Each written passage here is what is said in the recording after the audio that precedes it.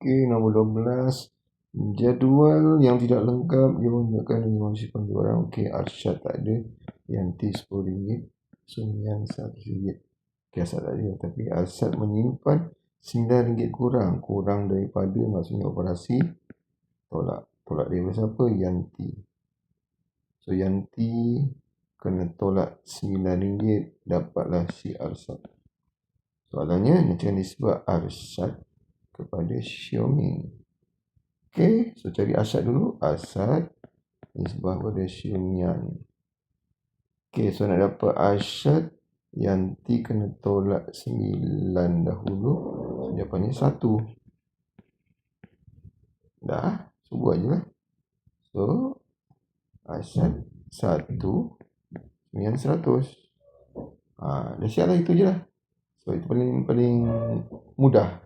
Tapi kalau katakan Yanti kepada Xiaoman, itu belum siap. 10 nisbah 100. Betul? So, kita boleh kecilkan lagi. So, kedua-duanya ada sifar, kita boleh buang.